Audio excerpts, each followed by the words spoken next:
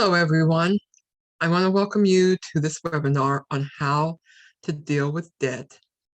I'm Renee McElroy. I am the founder and CEO of Touchstone's Financial Wellness Services, and I will be your presenter today. Now, according to a national survey published by the Bureau of Consumer Financial Protection, 43% of people reported that covering expenses and bills in a typical month is somewhat or very difficult. However, the tipping point varies when it comes to managing debt and having debt manage you. It is best to have a low debt to income ratio, which refers to the percentage of your total monthly debt payments to your monthly income before taxes. Now, you should aim to keep your debt to income ratio at about 43% or less, particularly if you want to qualify for any type of loan with low interest rates. So let's look at what is debt. So a simple definition of debt would be debt is money you owe another person or a business. When you owe someone money, you have a liability. When you owe money, you must pay it. Sometimes it's scheduled payments. So debt is different from credit. Credit is the ability to borrow money, and debt results from using credit. Now, you can have credit without having debt. For example, you may have a credit card on which you don't currently owe money because you paid the balance off and haven't made new purchases with it. So now you can have good debt or bad debt. Good credit is, having a college loan. So, it affords you, down the line, you can, once you get that college degree, you have your future ahead of you. You can get a good job. Bad debt is if you buy a car and you don't pay that car off, then you have that loan in default. Or even if you have a college loan and you don't get a job after you graduate, then you could and you don't pay that college loan off and that loan goes into default, then it becomes a bad debt. So let's look at the types of debt. So first of all, let's look at secured debt. Now, secured debt is debt that has an asset. A lender can take that asset if you don't pay. Now, here's examples of some secured debt. So let's look at a home loan. Now, the lender can foreclose on your home, sell it, and use the money from the sale to cover some or all your loan. And another way to look at that also is that if you pay off of your home loan, then that home loan becomes an asset to you. Now, another secured debt is an auto loan. Now, and again, the lender can repossess your car, sell it, and cover some or all the loan from the sale of the car. Now, some cars, depending on the type of car, again, if you pay that off, that car can also be an asset to you. A pawn loan is also a secured loan. The lender can physically hold the items during the loan and can eventually sell it if you don't come back and get it. Now, a secured credit card, funds are deposited at the bank or credit union, and the credit limit equals the deposit that you put on it. Generally, it's anywhere between $100 and $300.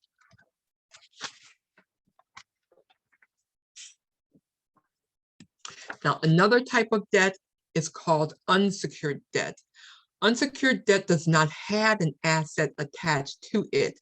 Now, here are some examples of unsecured debt. You have an unsecured credit card, and that's a credit card that, there's nothing attached to it. It's just a credit card.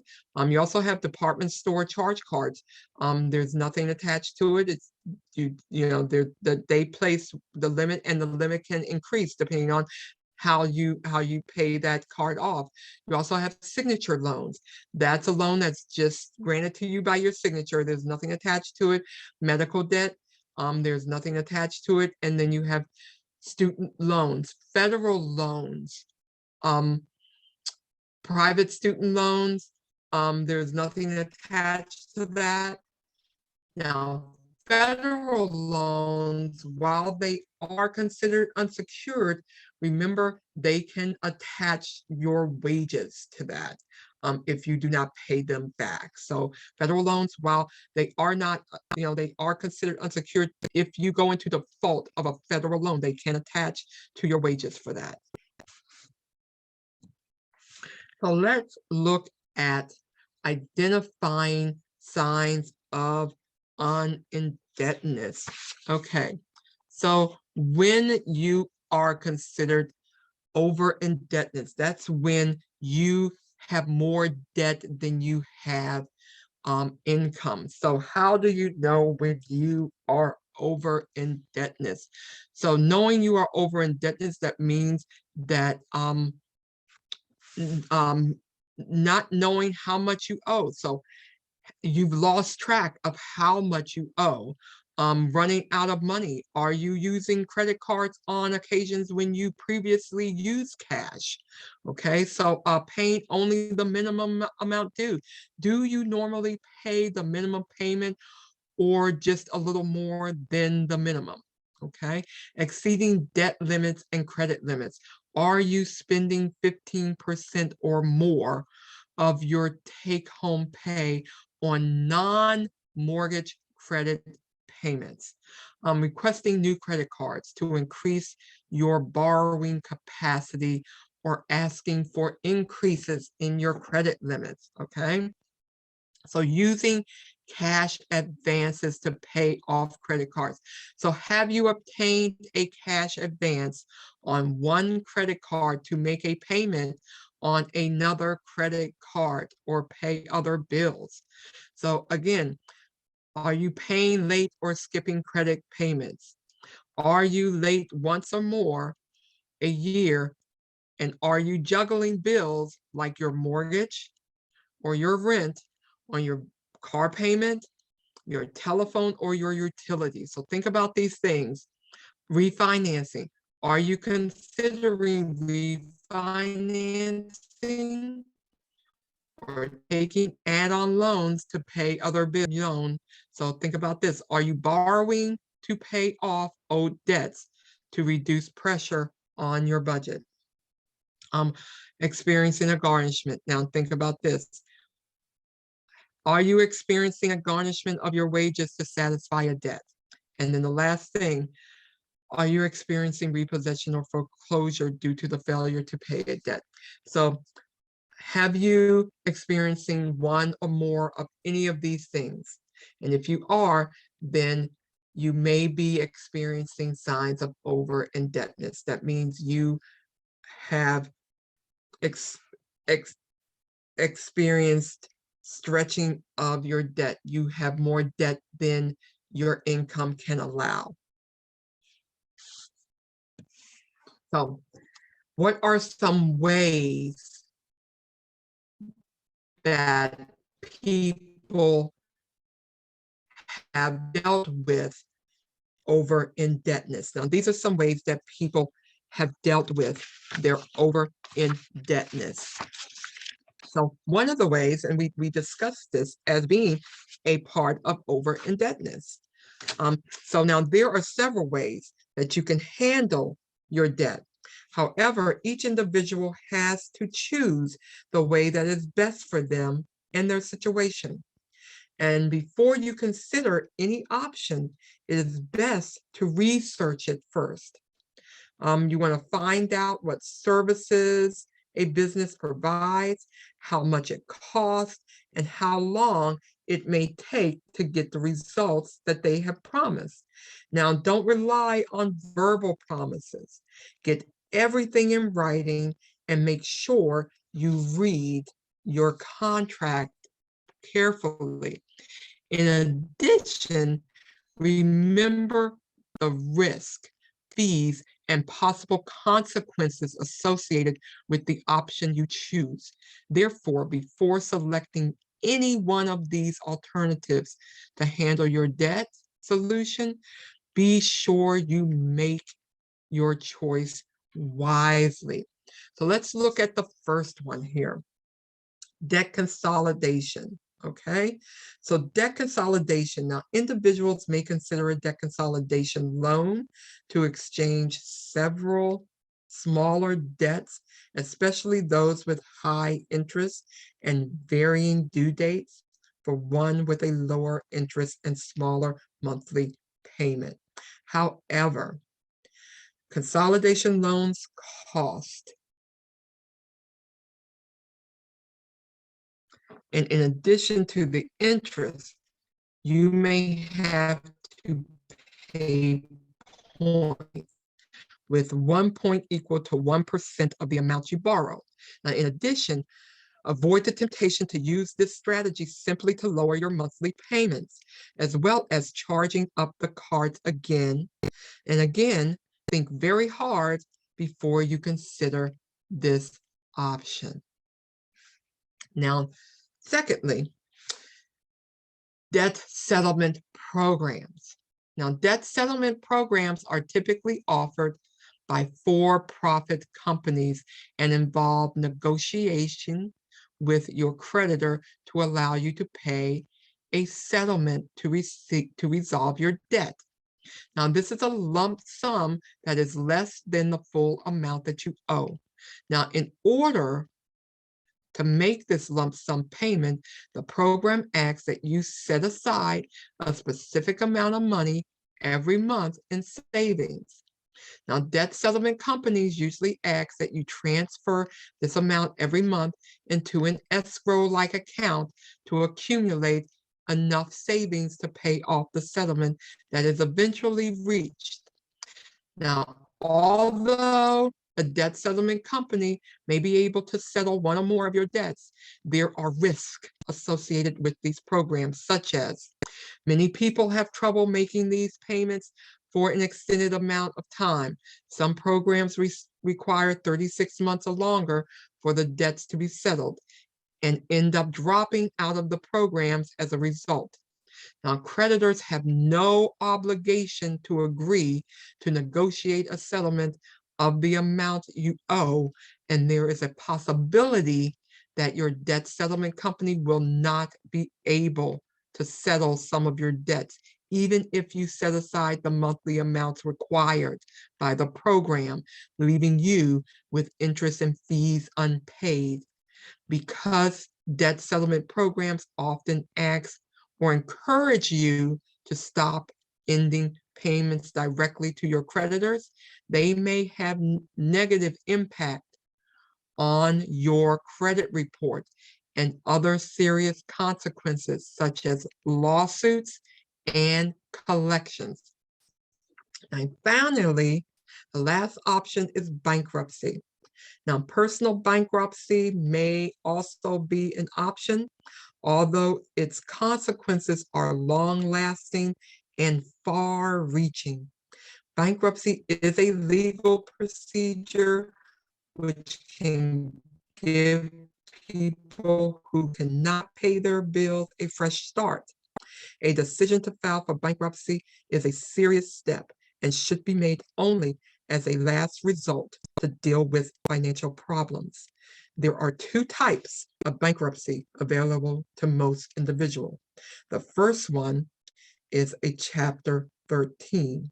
Chapter 13, or the Wage Earner Plan, is a bankruptcy protection scheme that allows income earners to satisfy outstanding debts in whole or in part within a specific time frame. It is also called a regular income plan. After the debtor files a petition for bankruptcy, the court issues an automatic stay, a court order that temporarily prevents all creditors from recovering claims arising from before the start of the bankruptcy proceeding.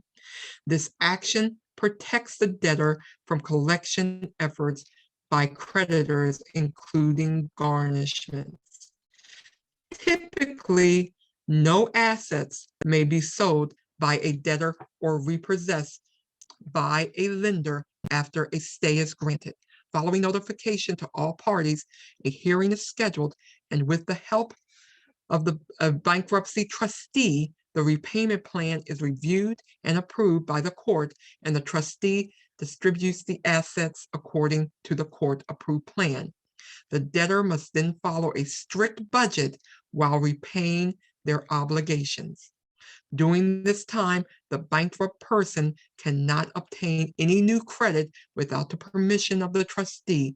If the debtor makes all scheduled payments, he or she is discharged of any remaining amounts due that could not be repaid within the repayment period. Now note, the bankruptcy will remain on your credit for up to 10 years following the discharge.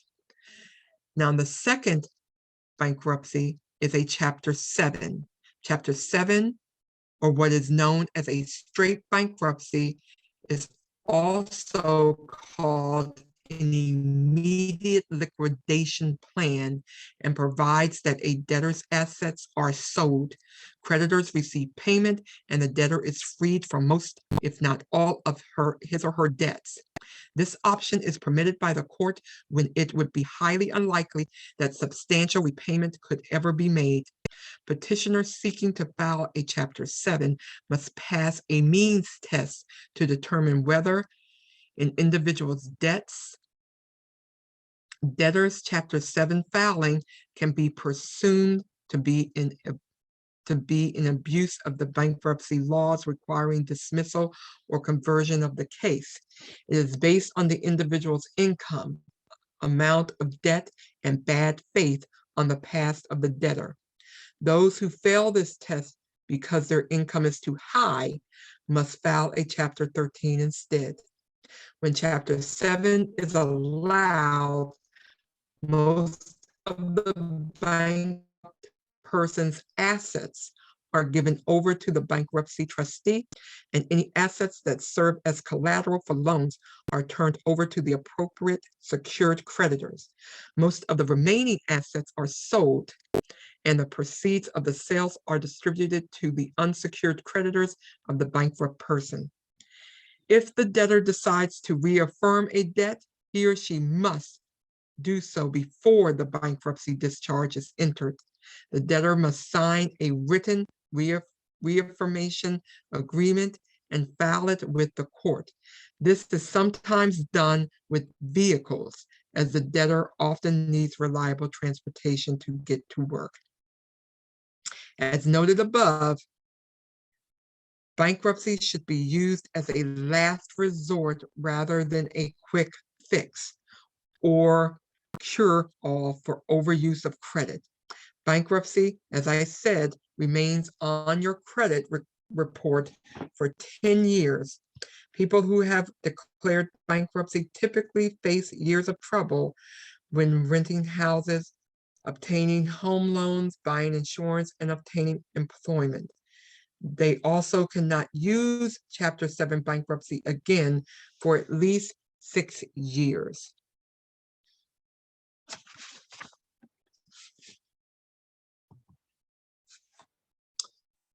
Now, responding to debt collectors. The FDCPA prohibits debt collectors from using any abusive, unfair, or deceptive practices to collect from debtors in the legitimate effort to collect past due debts under the FDCPA. A debt collector is someone who regularly collects debt owed to others. Now, this includes collection agencies, lawyers who collect debts on a regular basis, and companies that buy delinquent debts and then try to collect them. Collection agencies are prohibited from telephoning the debtor at unusual hours or making numerous repeated telephone calls, not applying payments to amounts under dispute, using deceptive practices, making threats, and using abusive languages. If a collection effort is not successful, the creditor may take the debtor to court to seek a legal judgment against the debtor. Now, this judgment may be collected by repossessing some of the debtor's property and or garnishing wages.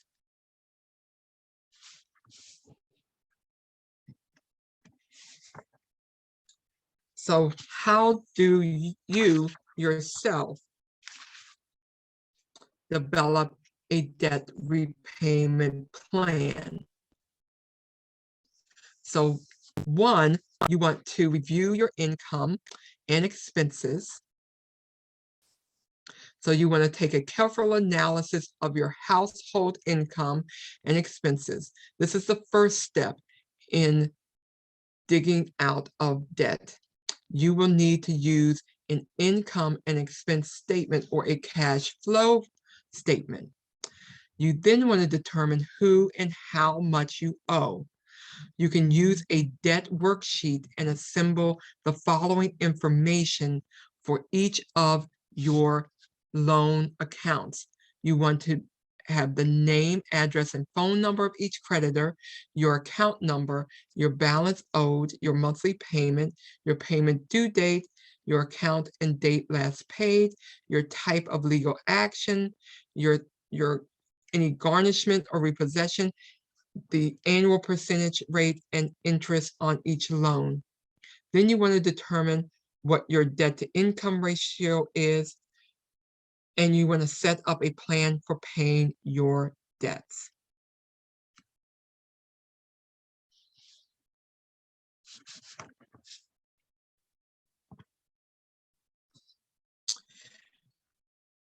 You can also create a power repayment plan.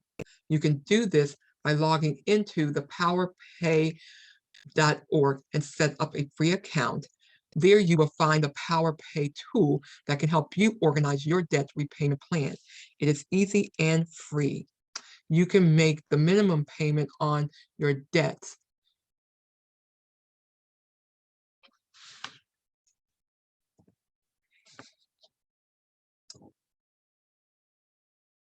If you are feeling overwhelmed by how to start your own debt repayment plan, you can get help by contacting Touchstone's Financial Wellness Services and getting a free financial counseling session to help you set up your debt repayment plan.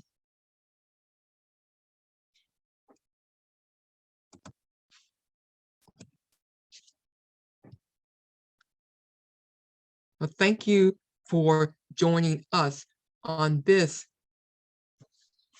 debt workshop. Again, if you would like help on setting up your own debt repayment plan, or just going over some of the information that you heard on this webinar, contact us to schedule your free financial counseling session by going on our website or by emailing us at touchstonesfinancialwellness@gmail.com or calling us at 410-707-1378. Thank you again for joining us and have a good day.